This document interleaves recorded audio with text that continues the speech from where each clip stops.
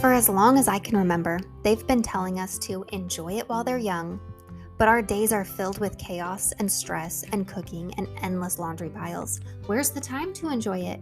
Yeah, that's what I always thought too.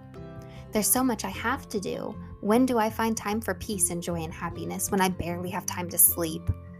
Mama, it's time to make shift happen. You can be a happy mom. If I can, you can. Trust me. I've been a mess. I've been depressed. I've been overwhelmed. I've been to the bottom of the pits, and I've risen. I've grown. I've bloomed. And it all started when I realized I didn't have to anything. I get to. It is my privilege and my honor and my divine responsibility to be the queen of my home. It's not a burden. I'm not a burden. I'm in charge. I'm the ruler. I'm the chaos coordinator. I'm the calm in the storm. And so are you. Come with me. Let's rise, mamas. Adjust your crown. Accept your responsibility. Change the effing world together. It's all in the way we choose to see it. I'm so glad you're here, friend. You're listening to Meant to Bloom with Brittany Clarkson. Hey, my friend. Thanks for joining me here again today. I'm just going to be totally perfectly honest with you today is I've been in a bit of a funk the last few days. I keep pretending like I'm working, but I'm really just scrolling social media and doing busy work that doesn't need to get done. And I know, and I know I'm doing it. It's not like I get lost in it for hours and then realize, oh crap, I got distracted and wasn't working. It's that I want to pour into this podcast and this community more. But I'm feeling in a funk emotionally and personally. And it's bleeding into all the other areas of my life. And I'm just not feeling like showing up and doing anything right now. I'm not feeling like cooking dinner. I'm not feeling like doing anything fun. And it's been going on for a few days. And my husband, he asked me, he's like, well, are you depressed? And I didn't want to say yes because I don't want to own that. I don't want to, affirm that I am depressed because I do have this long history with mental illness. And before, when I'd get in a funk, I would allow myself to spiral. Okay? That past version of myself that was constantly depressed and miserable.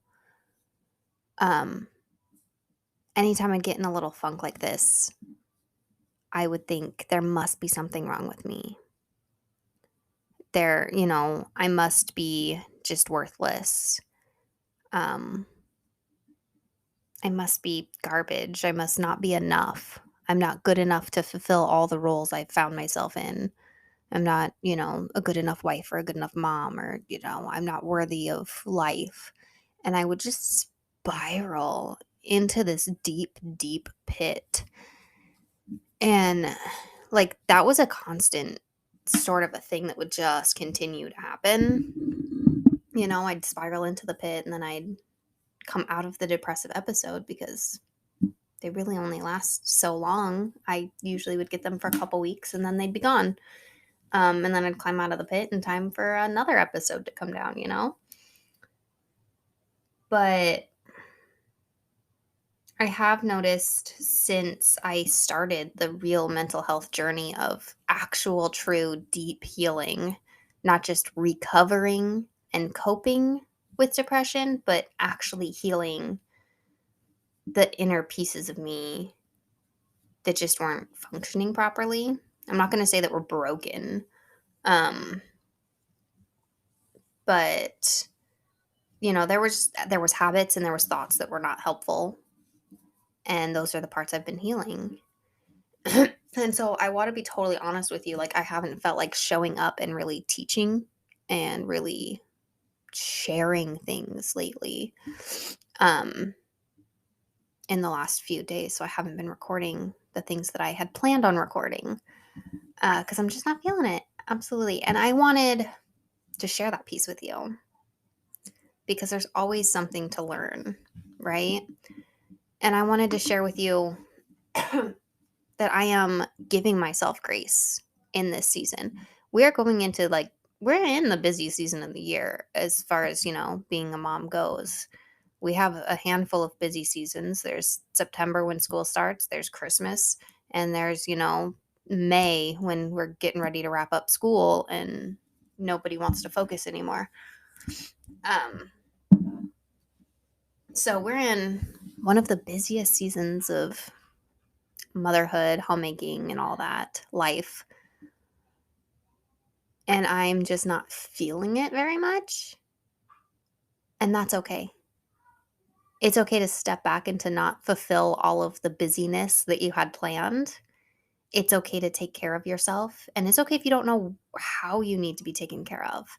It took me a couple of days because I've been in this funk for probably like a week. Like, I got my period and the hormones came in and it spiraled me into a little bit of a funk. Um, so that's kind of where that started from.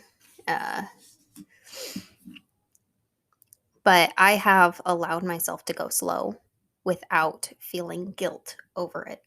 That is one of the most important things you can learn to do, is to go slow and give yourself grace. Because if you're going to sit and say that you're resting, but you're actually silently stressing the whole time, you're not really resting. That is just wasting time. If you're sitting and stressing out, you might as well be up stress cleaning or, getting something done while you're stressing. Multitask that stress, because you cannot multitask stress and rest. Those cannot coexist together. It's not rest. It's just, maybe putting your feet up. You might be resting your feet, but it's not true soul rest that you're requiring. So that's my tip to you right there. Don't try to rest when you are stressed. That is, yeah. You can de-stress into resting, intentionally do things to lower your stress levels. That can be super helpful. Do things like going outside barefoot. I know it's wintertime, but still a little bit of time in the dirt can be super helpful. Gosh, mud. Just go put your toes in some mud. Be a child. There's so much childlike joy that can come from that. Take your kids with you and go just play in the mud for a little bit. And then come in, do a bath in hot cocoa. That is an incredible sort of self-care and like family bonding experience too. I'm all for multitasking something like that, where it's not really drawing. Like they say, don't multitask lately, but what they mean is don't try to do two mental things at a time when something requires all of your focus. But when you can multitask two things that they can just go together, like you can do your self-care while spending time with your kids. Those aren't two separate things that are pulling at you to make you distracted, You get what I'm saying there? Those two things can coexist together. Therefore, it's not really multitasking. It's just, I don't know. I don't know a word for it. I'm not even going to try to find the word for it. Anyways, I've been giving myself all the grace in this season, letting myself go super slow. Like archery's not even decorated yet. It's fine. So what? It'll get there. I'm not ruining anyone's Christmas by not having my tree decorated yet. All right. The tree is up and the box of decorations is in the living room. That's as close as we've gotten so far. And it's fine. I've bought one Christmas present and it's for my dad and it's a Farmer's Almanac because I buy him that every single year. And I saw they were getting low at the grocery store, so I bought one. And that is the only Christmas shopping I've done so far. All right. And I'm sitting here recording this December 7th. Like we are, 17 days away from Christmas, something like that. 16, 15, 18. I don't know. Math. But it's fine.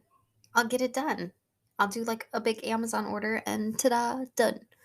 Okay? I'll plan one night for wrapping all the presents and boom, done. Beautiful. I don't have to stress about it. It's going to get done. It's fine. And sometimes that's what you just have to remind yourself is the things that need to be done will get done. And you know what? If they don't, what would happen if I didn't buy any Christmas presents this year? What would happen? I almost want to find out. Just what would happen if I didn't do any presents? Anyways, in giving myself this grace to slow down and giving myself time, I've been able to become mindful of my situation and how I'm in a funk and realizing, kind of backtracking and figuring out, like, why is this happening? Um, like, what was the catalyst? What caused this to start? Why am I just feeling so out of it and distant and like, bleh? I feel tired. And that's when I realized I feel tired because I am tired. We've been sick in our house for like a month. Somebody has been sick for a month. Mostly the kids, a little bit me, a little bit my husband. My husband missed work because he was sick. So, I mean, it was for real. He had a fever and everything.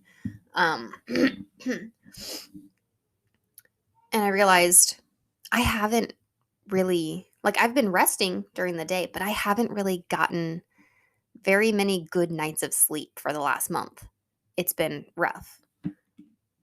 And I was like, well, that's what it is. I'm not getting enough sleep. I'm sleep deprived. I'm tired. I'm not in some emotional distress. I'm not mentally ill right now. I'm sleep deprived. And it's screwing with me mentally and emotionally. Yeah, because sleep deprivation can do that. Sleep's pretty darn important. Um, and I find it interesting because I just did an episode a little while back that I feel like I recorded right before everybody in my house got sick, or right as we were getting sick the first time, maybe, about your basic self care needs. That your basic needs to eat, hydrate, and eat nutritious foods. I find it really interesting that I released that podcast episode all about how important those things are. And now I'm realizing we got sick. I have been sleep deprived. I've been in a little bit of a funk. Being sleep deprived meant I'm drinking more coffee, which means I'm not drinking enough water. Because if I'm drinking coffee all day, I have to be super intentional about drinking more water more often to counteract all the coffee. And then also, because I'm drinking coffee, my appetite is down. Because if I taste coffee in my mouth, I don't want food. Coffee means morning, and morning means I'm not hungry. So I'm like psychologically screwing with my own brain here, and it's screwing with my whole body because I'm not getting enough sleep. So I'm not drinking enough water because I'm drinking more coffee. So I'm not eating enough nutrient dense foods to sustain me physically because of the coffee. And it's just screwing with me all over the place. And so we might need to be looking at that during this busy season. Are you getting enough sleep when everybody's sick? Are you getting enough sleep? And then what's happening if you're not getting enough sleep? What kind of domino effect is that? Something, if you're not getting enough of something, it can create a domino effect and start messing with all these other areas of your life that you weren't expecting it to. And then you're sitting there like, I just feel so off and I feel like everything is meaningless. And you start to like go into the psychological spiral. And it's just because you haven't gotten enough sleep.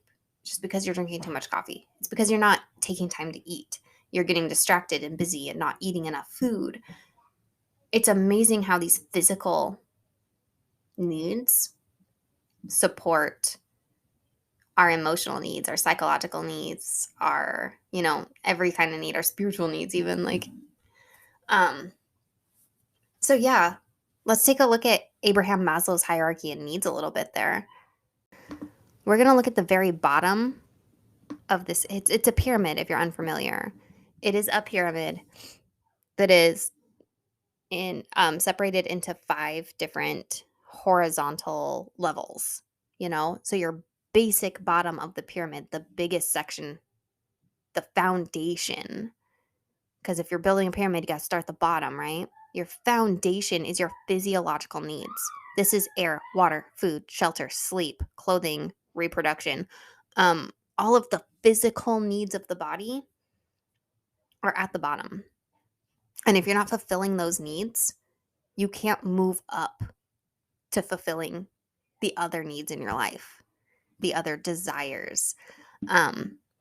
So physiological needs, if those aren't being met, they're the easiest ones to meet, and they're also the easiest ones to just totally forget about. I mean, air, it happens. That's on its own, and that's really awesome that we don't have to think about breathing, because I think a lot of us would die if we had to consciously remember to breathe. Um, Water, food, shelter, sleep, clothing, reproduction. All right. And once all of those needs are met, you can move up to safety needs. The next level is going to be needs of feeling safe, personal security, employment, resources, health, property, um, all the things that make you feel secure where you are, you know? And then the next level would be love and belonging. All right, so you have to meet physiological needs and safety needs before your love and belonging needs will be met. Friendship, intimacy, family, sense of connection. Um, I think that's even self love right there. And then after physiological, then safety, then love and belonging are met, we can move into esteem, which is respect, self esteem, status, recognition, strength, freedom. Okay, from there, the top of the pyramid is self actualization, which is the desire to become the most that one can be. And I think a lot of us, especially if you're listening to my podcast, like self actualization, that is a lot, that's a goal here, right? The self love, the self acceptance, becoming the best self you possibly can. Self actualization is being your best self, being your highest self, being the most you can be. Um, Meeting your full potential. That's all top of the pyramid stuff. And if you haven't met the 4 levels underneath it, that is always going to be out of reach. So if you're going to strive for self actualization, if you really want to be your best self, you cannot skip the foundational pieces here. So sometimes we have to backtrack. We have to go back to the foundation and refill in those gaps. All right? Those physiological needs first: air, water, food, shelter, sleep, clothing, reproduction. And then into safety needs: personal security, employment, resources, health, property. The next needs: love and belonging, friendship, intimacy, family, sense of connection, which that one right there, if you don't have community, if you don't have connection with other people, you're not going to reach that self-actualization, that best self. And you know what? Love and belonging, it's on the pyramid beneath esteem, self-esteem, recognition, strength, freedom, status. Self-esteem, self-love, self-acceptance, you're not going to get that if you don't have community and connection first. That's what this pyramid is telling us. Okay? So bottom, physiological needs. Next, safety needs. Next, love and belonging needs. Next, your esteem needs. And then at the top is your self-actualization, becoming your best self. We've got work to do. What level are you at right now? I want you to think, where are the gaps in your pyramid? Maybe even try that, drawing out a pyramid. You can Google the hierarchy of need. Hierarchy of needs or Abraham Maslow. It will come up. Just go on over to Google Images and it will show you a pyramid. There's probably like 100 different variations of this pyramid you could find. But I'll link the one I'm referencing in the show notes for you. But maybe draw out on a piece of paper the hierarchy of needs. Draw yourself a big triangle and determine where your gaps are, and then start at the bottom to fulfill those gaps. All right? I love you, friend. Be taking care of yourself. Give yourself grace. Give yourself rest. It's not a race. You don't need to be your best self today. You don't need to be your best self tomorrow. But be mindful of filling in the gaps from the bottom up. That's my note for you today. And just because you're in a funk doesn't mean anything about you. Being in a funk does not mean that you are mentally ill. It doesn't mean that you're not okay. Doesn't mean that you're worthless. Doesn't mean that you're failing. Doesn't mean you're garbage. Doesn't mean you're unworthy. Being in a funk just means you're in a funk. And you can get out of it. Just start at the bottom to work your way up. And it's okay to be at the bottom. It's totally fine. We all fall down sometimes. What matters is that you get yourself back up. And let's do it right. Stop trying to skip steps. We can't self-actualize if we do not meet our physiological needs. Sleep, water, nutrition, all that jazz. And I'm right there with you right now. On the road to self-actualization. On the road to becoming my best self. And I'm still sleep deprived. I am going to try to arrange to take a nap today. So I'm going to challenge you.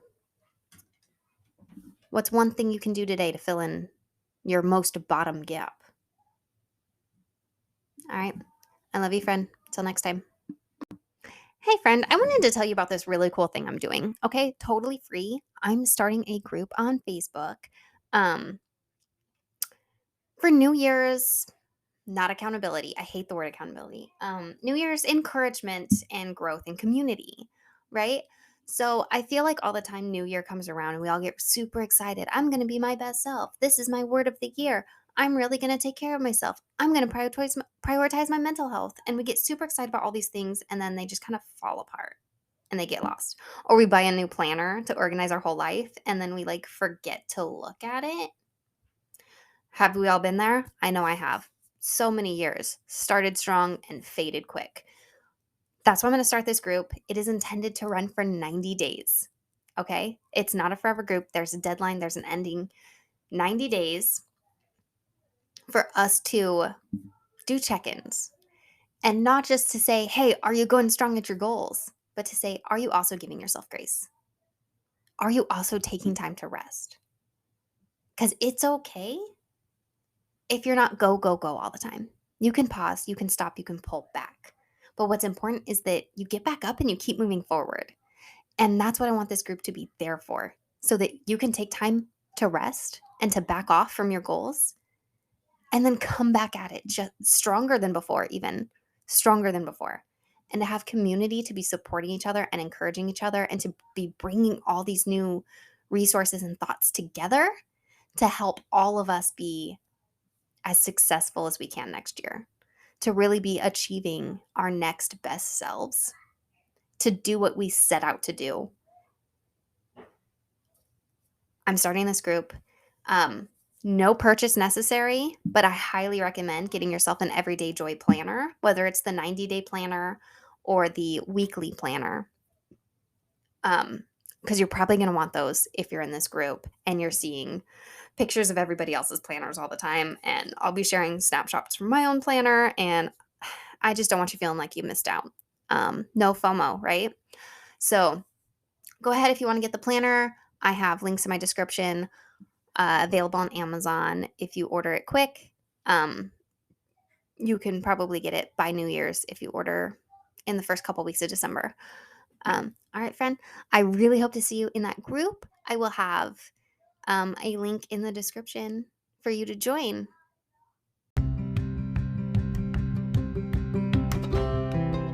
Thank you so much for joining me today for this episode of Meant to Bloom. It really does mean the world to me. But are you ready to take this a step farther? Check out the description below of this episode and grab your mindset makeover. It's totally free, my gift to you. Then hop on Instagram and let me know what you thought of this episode. Tag me at Britt Clarkson. That's BritClarkson. If any part of this resonated with you, please let me know by tagging me or leave a review and share on social media so other mamas can find this too. If it helped you, it's going to help someone else. You're part of a movement now.